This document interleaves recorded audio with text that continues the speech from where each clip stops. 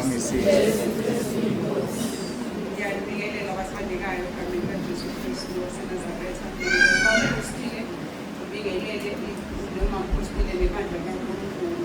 Omi phambi kwenu kumfutho kaNdidi e-podcast. Bathandekayo, cishe nginenkinga njalo uma kufanele ngithole ubufakazi mina nama-attack. Lapha nje ngi-attack-ile ngiphiswe ikhanda ngale ndlela exakile.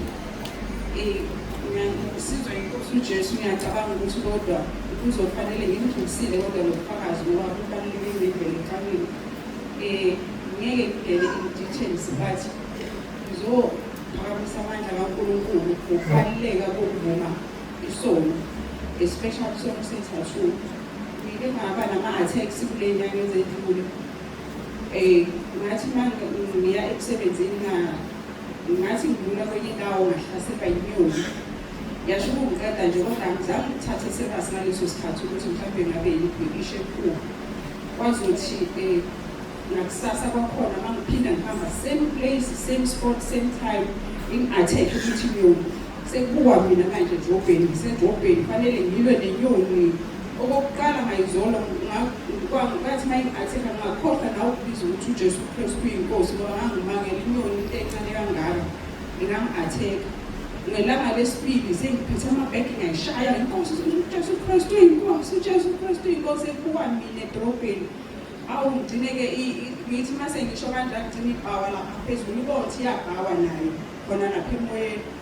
Iyabhawa nje imithuli ingibuke and uma in-attack-a ayingijumi, ima straight laphaya isiyangikona, ize straight mina ngizobe sengiyavika mhlawumbe ngilwe nayo.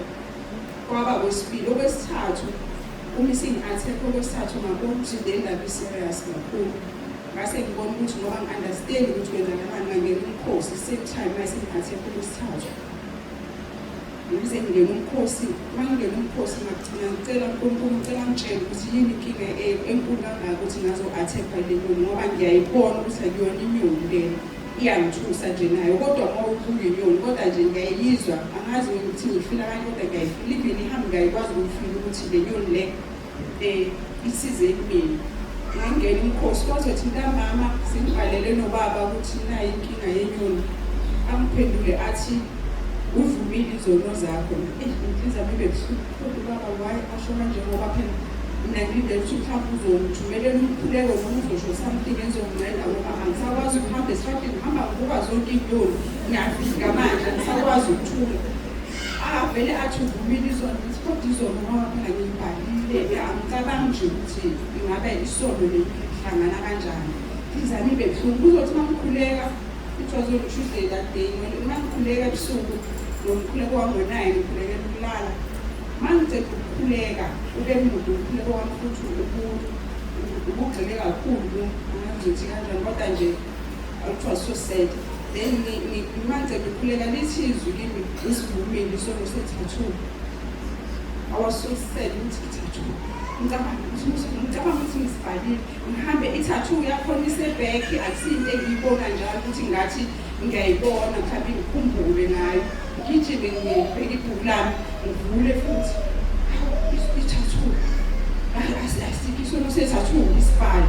Ngakusasa kwakhona uma ngiye enkonzweni emsebenzini angingavumi ukunqamula i-fasting nekangiyona umkhosi.